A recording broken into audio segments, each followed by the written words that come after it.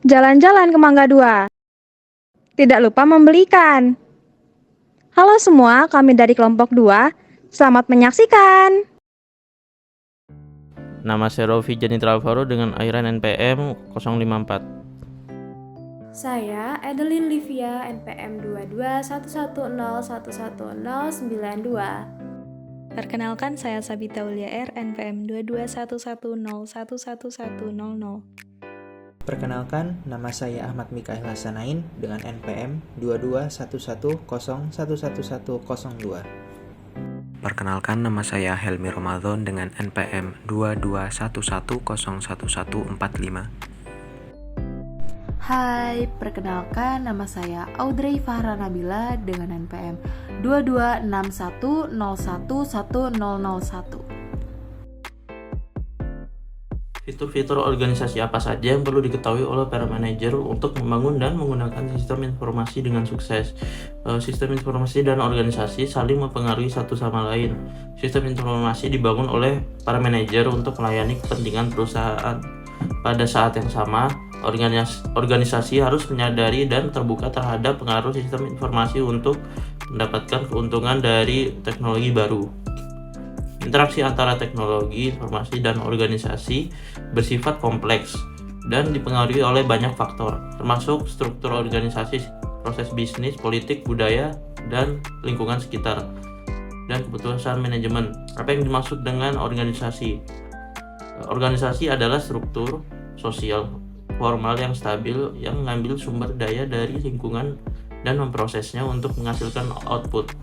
Definisi teknis ini berfokus pada 3 elemen organisasi. Modal, yaitu modal dan tenaga kerja adalah faktor produksi utama yang disediakan oleh lingkungan. Selanjutnya, hubungan dua arah antara organisasi dan teknologi informasi. Hubungan dua arah yang kompleks ini dimediasi oleh banyak faktor. Yang tidak sedikit diantaranya adalah keputusan yang dibuat atau tidak dibuat oleh para manajer. Faktor-faktor lain yang memediasi hubungan tersebut termasuk budaya organisasi, struktur, politik, proses bisnis, dan lingkungan. Definisi mikroekonomi. Teknis dari organisasi. Dalam definisi mikroekonomi, organisasi, modal, dan tenaga kerja atau faktor produksi utama yang disediakan oleh lingkungan ditransformasikan oleh perusahaan melalui proses produksi menjadi produk dan jasa atau output ke lingkungan. Produk dan jasa dikonsumsi oleh lingkungan yang memasok tambahan modal dan tenaga kerja sebagai input dalam lingkaran umpan balik. Pandangan perilaku organisasi. Dalam pandangan perilaku ini, perusahaan, orang-orang yang bekerja dalam organisasi mengembangkan cara-cara kerja yang lazim.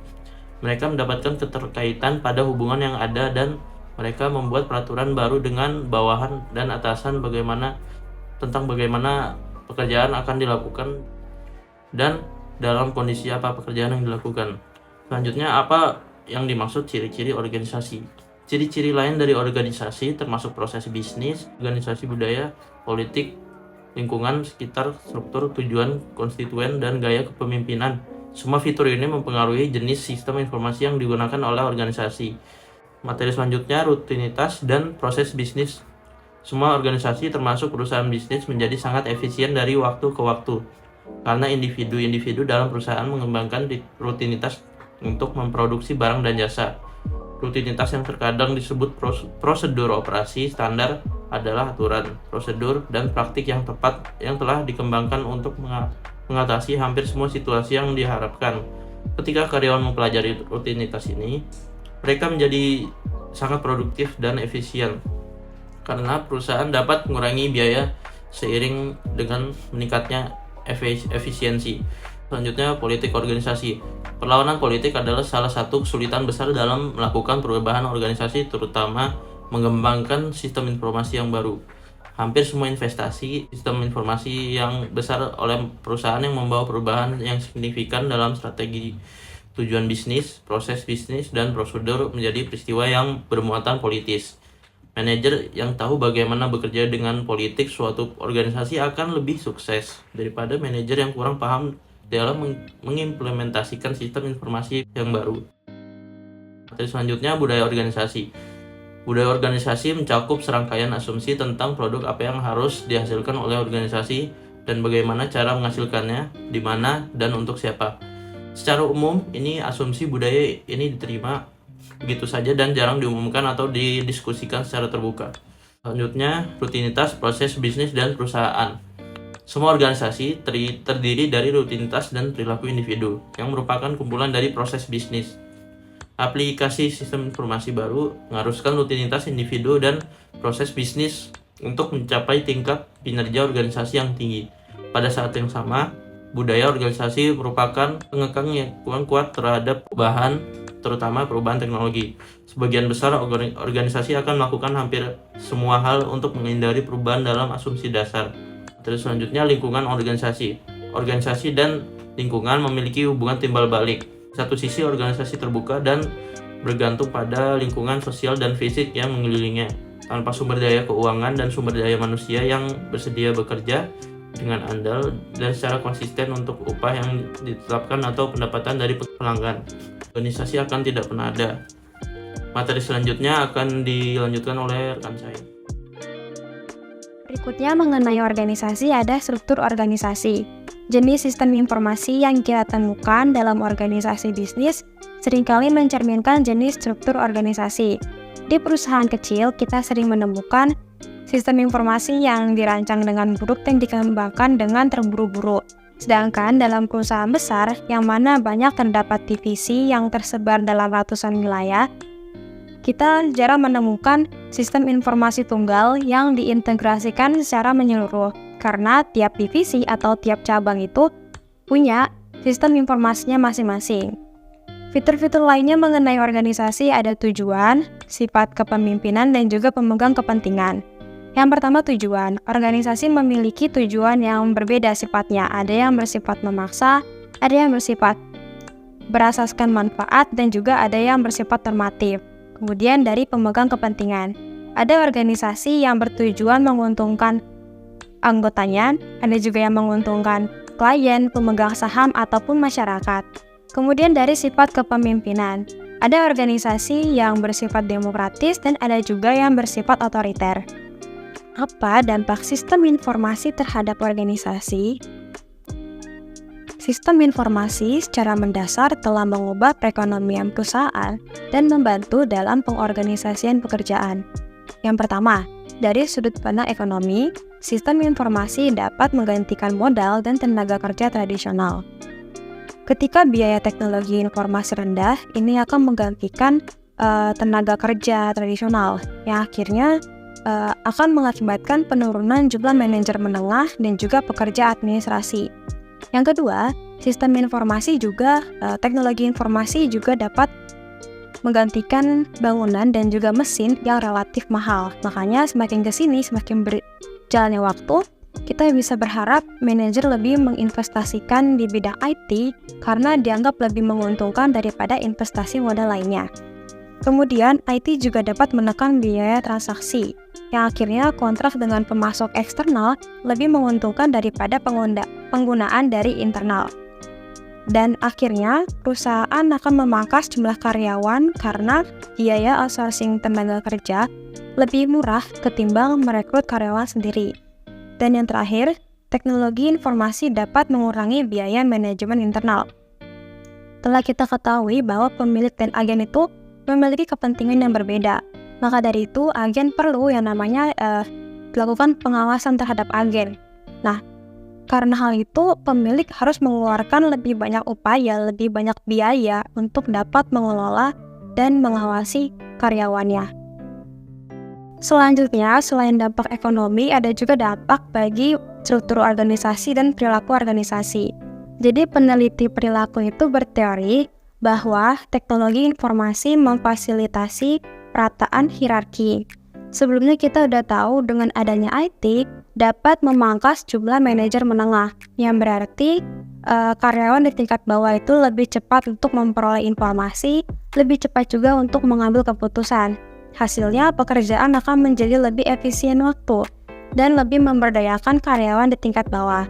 Dalam teori post-industrial atau pasca era industri, juga mendukung gagasan IT meratakan hierarki, karena dalam masyarakat pasca industri ini otoritas lebih bergantung pada pengetahuan dan kompetensi dan bukan lagi pada posisi formal.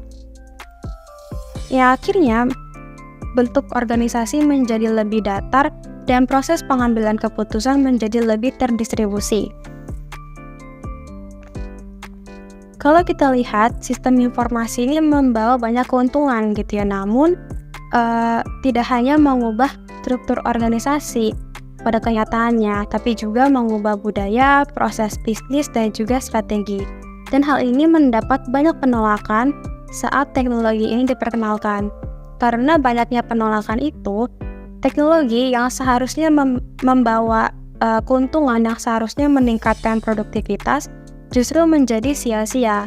Dan riset juga menunjukkan kalau kegagalan dalam proyek itu seringkali terjadi bukan karena teknologinya, tapi karena penolakan atas perubahan yang dibawa oleh teknologi tersebut. Internet dan organisasi. Internet, terutama World Wide Web, telah mengubah cara banyak perusahaan berinteraksi dengan pihak eksternal dan mengelola proses bisnis internal mereka. Internet telah membuat informasi dan pengetahuan lebih mudah diakses, disimpan, dan dibagikan dalam organisasi. Yang paling penting, internet telah mengurangi biaya transaksi dan biaya agensi yang biasanya dihadapi oleh perusahaan. Banyak perusahaan yang telah mengintegrasikan internet sebagai bagian integral dari infrastruktur teknologi informasi mereka, karena menghasilkan proses bisnis yang lebih efisien, tim yang lebih kecil, dan struktur organisasi yang lebih sederhana daripada sebelumnya. Implikasi untuk desain dan pemahaman sistem informasi. Faktor utama yang perlu dipertimbangkan organisasi ketika merencanakan sistem baru adalah sebagai berikut. Yang pertama, lingkungan di mana organisasi harus berfungsi. Yang kedua, struktur organisasi, hierarki, spesialisasi, rutinitas, dan proses bisnis. Yang ketiga, budaya dan politik organisasi. Dan yang keempat, jenis organisasi dan gaya kepemimpinannya. Perusahaan yang melakukan lebih baik daripada yang lainnya, seperti Amazon yang diangkat sebagai pemimpin yang unggul dalam industri retail online murni, dikatakan memiliki keunggulan kompetitif dibandingkan yang lain. Mereka memiliki akses ke sumber daya khusus yang tidak dimiliki oleh perusahaan lain, atau mereka dapat menggunakan sumber daya yang tersedia secara umum dengan lebih efisien. Dalam hal apapun, mereka lebih baik dalam hal pertumbuhan pendapatan, profitabilitas, dan efisiensi. Model kekuatan kompetitif Porter. Model ini memberikan pandangan umum tentang perusahaan, pesaing, dan lingkungan perusahaan. Pertama, ada pesaing tradisional. Perusahaan dan kompetitor dari industri sejenis terus bersaing untuk merancang cara-cara baru yang lebih efisien untuk berproduksi dan berusaha menarik pelanggan dengan mengembangkan merek mereka. Selain itu, masih ada 4 pesaing lagi yang harus dihadapi, seperti pendatang baru di pasar.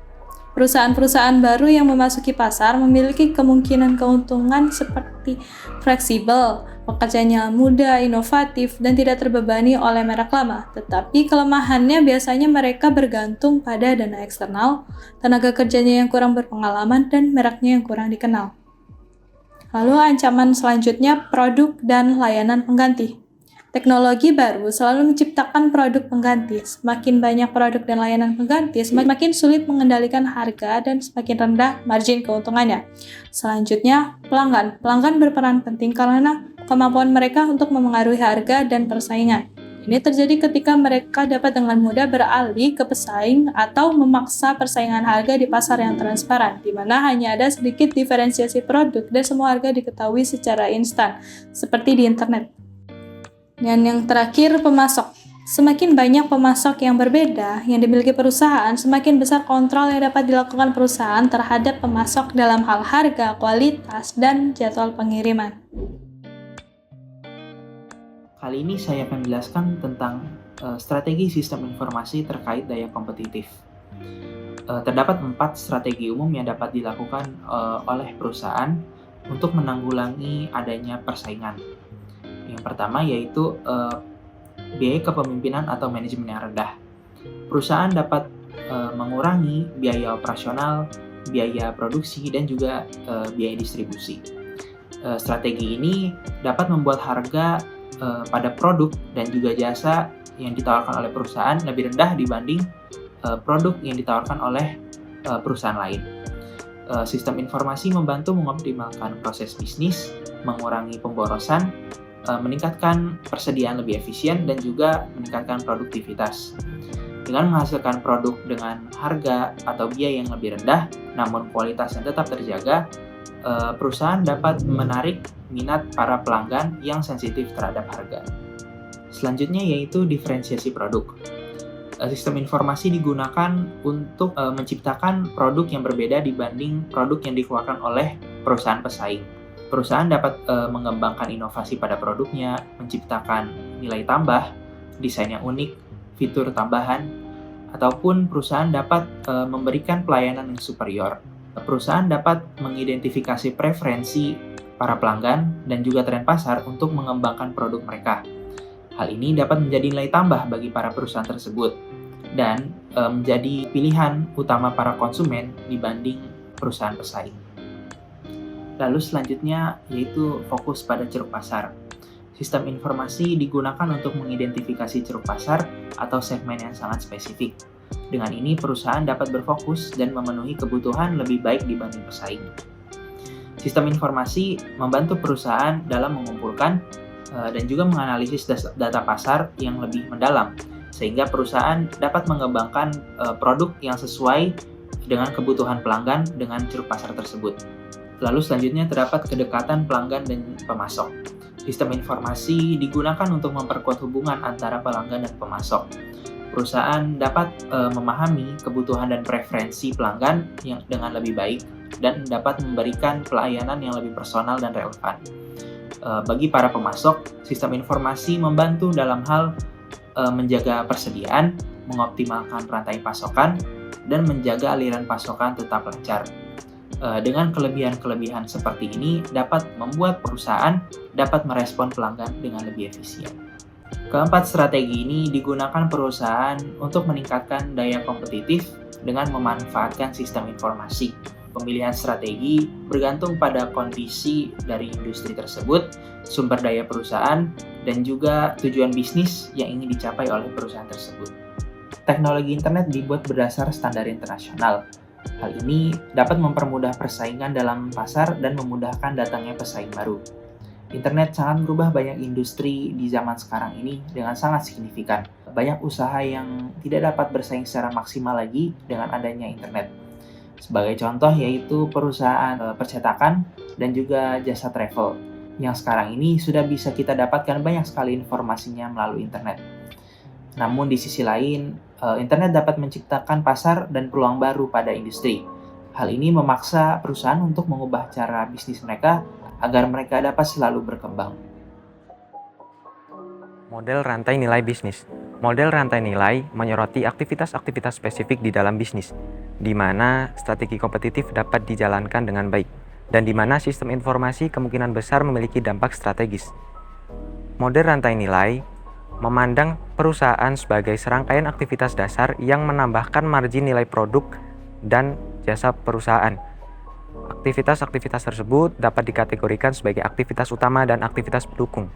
Aktivitas utama terikat langsung dengan produksi dan distribusi produk dan jasa perusahaan yang menciptakan nilai bagi pelanggan. Aktivitas utama terdiri dari logistik masuk, operasi, logistik keluar, penjualan dan pemasaran, dan layanan. Aktivitas pendukung memungkinkan terlaksananya aktivitas utama yang terdiri dari infrastruktur organisasi, sumber daya manusia, teknologi, dan pengadaan. Dengan menggunakan model rantai nilai bisnis, Anda juga dapat mempertimbangkan untuk melakukan benchmarking bisnis Anda terhadap bisnis pesaing Anda atau pesaing lainnya di dalam industri terkait, dan mengidentifikasi praktik terbaik dalam industri tersebut. Praktik terbaik industri biasanya diidentifikasi oleh perusahaan konsultan, organisasi pencairan ulang, lembaga pemerintahan, dan asosiasi industri sebagai solusi atau metode pemecahan masalah yang paling sukses untuk mencapai tujuan bisnis secara konsisten dan efektif. Gambar di samping menunjukkan bahwa rantai nilai perusahaan terkait dengan rantai nilai pemasok, distributor, dan pelanggan. Bagaimanapun juga, kinerja sebagian besar perusahaan tidak hanya bergantung pada apa yang terjadi di dalam perusahaan, tetapi juga pada seberapa baik perusahaan berkoordinasi dengan pemasok langsung dan tidak langsung, perusahaan pengantaran, dan tentu saja pelanggan. Teknologi internet telah memungkinkan untuk menciptakan rantai nilai industri yang sangat tersinkronisasi yang disebut value web. Value web adalah kumpulan perusahaan independen yang menggunakan teknologi informasi untuk mengkoordinasikan rantai nilai mereka untuk menghasilkan produk atau layanan untuk pasar secara kolektif. Gambar di samping juga menunjukkan bahwa rantai nilai-nilai ini menyelaraskan proses bisnis pelanggan, pemasok, dan mitra dagang di antara perusahaan yang berbeda dalam suatu industri atau industri terkait. Jaringan nilai ini bersifat fleksibel dan adaptif terhadap perubahan penawaran dan permintaan. Hubungan dapat dibandel atau tidak dibandel dalam menanggapi perubahan kondisi pasar. Perusahaan akan mempercepat waktu untuk memasarkan dan menjangkau pelanggan dengan mengoptimalkan hubungan jaringan nilai mereka untuk membuat keputusan cepat tentang siapa yang dapat memberikan produk atau layanan yang dibutuhkan dengan harga dan lokasi yang tepat. Sinergi, kompetensi inti, dan strategi berdasarkan jaringan sinergi. Yang pertama ada sinergi. Ketika output beberapa unit dapat digunakan sebagai input unit lain, atau dua organisasi dengan menggabungkan pasar dan keahlian. Hubungan ini dapat mengurangi biaya dan menghasilkan keuntungan. Penggunaan IT pada situasi ini adalah untuk mengikat operasi unit bisnis yang terpisah agar dapat bertindak sebagai kesatuan. 2. Kompetensi inti. Aktivitas di mana perusahaan dapat memimpin dalam industrinya. Kompetensi inti ini tergantung kepada pengalaman organisasi atau terdapat orang-orang penting di dalamnya.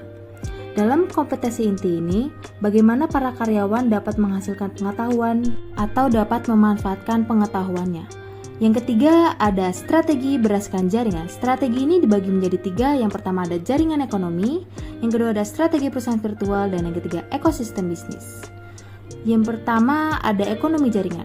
Jaringan ini dapat membantu perusahaan secara strategis dengan mengambil keuntungan dari ekonomi jaringan sesuai ketertarikan para pelanggan. Yang kedua ada strategi perusahaan virtual. Strategi ini menghubungkan jaringan dengan orang-orang, aset, ide yang memungkinkannya dapat bersatu dengan perusahaan lain untuk menciptakan dan mendistribusikan produk dan jasa tanpa dibatasi oleh organisasi tradisional. Yang ketiga ada ekosistem bisnis. Ini merupakan istilah lain dari jaringan pemasok, distributor, perusahaan outsourcing, perusahaan jasa transportasi dan teknologi yang cukup renggang namun saling bergantung. Ekosistem bisnis membangun ide jaring nilai yang terjadi antar banyak industri dengan bidang yang berbeda. Misalnya, ada produk yang membutuhkan produk jenis lain untuk mendukung produknya. Apa tantangan yang ditimbulkan oleh sistem informasi strategi dan bagaimana mereka ditangani? Sistem informasi strategi dapat dimanfaatkan untuk perusahaan agar dapat bertahan hidup dan berhasil dalam jangka panjang. Untuk menghadapi tekanan kompetitif dengan membangun struktur persaingan dalam perusahaan. Dalam mode klasik Michael Porter mengenai strategi kompetitif, bisnis apapun yang ingin dipertahankan dan berhasil haruslah berkembang, serta harus bisa mengimplementasikan berbagai strategi secara efektif. Kita bisa melihat dari ekosistem ini merupakan tantangan dalam setiap industri. Dalam ekosistem ini ada pesaing yang sudah ada di dalam kotak ini. Tantangan yang akan mereka hadapi adalah yang pertama ada para pesaing baru, yang kedua ada ancaman pada produk substitusi atau produk jasa pengganti, yang ketiga ada kekuatan pelanggan untuk melakukan tawar-menawar. Yang keempat ada kekuatan tawar-menawar dari para pemasok. Era digital membutuhkan pandangan yang lebih dinamis dan lebih luas tentang batasan antara industri, perusahaan, pelanggan, dan pemasok. Dengan persaingan yang terjadi di antara industri dan ekosistem bisnis. Dalam ekosistem, banyak industri yang bekerja sama untuk memberikan nilai kepada pelanggan dengan memainkan peran penting dalam membangun jaringan yang padat interaksi dan antar perusahaan-perusahaan yang berpartisipasi. Mempertahankan keunggulan kompetitif. Keunggulan kompetitif yang diberikan oleh sistem strategis tidak selalu bertahan lama dan cukup untuk memastikan profitabilitas jangka panjang. Karena pesaing dapat membalas dan menyalin sistem strategis. Keunggulan yang kompetitif tidak selalu berkelanjutan. Pasar, harapan, pelanggan, dan perubahan teknologi pada globalisasi telah membuat perubahan bahkan lebih cepat dan tidak dapat diprediksi. Internet dapat membuat iklan yang kompetitif dan hampir semua perusahaan dapat menggunakan teknologi ini. Dengan menyelaraskan tujuan bisnis, penelitian tentang IT dan kinerja bisnis telah menemukan bahwa semakin berhasil suatu perusahaan dapat menelaraskan teknologi informasi dengan tujuan bisnisnya, maka akan lebih menguntungkan dan hanya seperempat perusahaan yang mencapai keselarasan dari IT dengan bisnis. Sekitar setengah dari keuntungan perusahaan bisnis dapat dijelaskan dengan menyelaraskan IT dengan bisnis. Studi kasus internasional. Amazon adalah perusahaan perdagangan multinasional yang berbasis elektronik dan menjadi toko online terbesar di dunia yang menyediakan berbagai jenis produk. Raksasa teknologi dunia ini memutuskan untuk meluncurkan layanan pengiriman dan logistik. Langkah ini memberi Amazon lebih banyak cara untuk mengirimkan paket barang pesanan ke pelanggan tanpa harus mengandalkan layanan pengiriman barang lainnya yang kemudian menjadi penantang tangguh bagi pemain jasa logistik seperti FedEx dan UPS. Dalam laman situs resmi bernama logistik.amazon.com, mereka menawarkan kerjasama dengan masyarakat yang ingin menjadi agen pengiriman. Agen-agen ini yang telah menjadi distributor layanan shipping with Amazon. Kendaraan itu tidak harus diubah tampilannya sehingga mencirikan bisnis Amazon. Namun, bila mau mengubah tampilan, Amazon akan memberikan kompensasi sebagai bentuk promosi merek. Tantangan yang mereka hadapi adalah adanya persaingan dengan penyedia jasa pengiriman lainnya di pasar yang kompetitif. Dan keunggulan yang mereka miliki yang dapat mengatasi tantangan.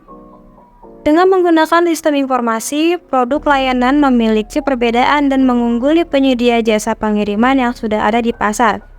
Seperti pelanggan dapat melacak status barang pesanan mereka di peta, dapat segera menanggapi pertanyaan pelanggan, menghubungi pengemudi truk, atau mengubah arah kemana barang pesanan akan dikirim, yang sebelumnya tidak dapat dilakukan jika barang dikirimkan dengan armada lain. Selain itu, perusahaan juga melakukan pengembangan armada pesawat dan truk pengiriman. Ikan cepat, ikan gabus. Makin cepat, makin bagus. Terima kasih.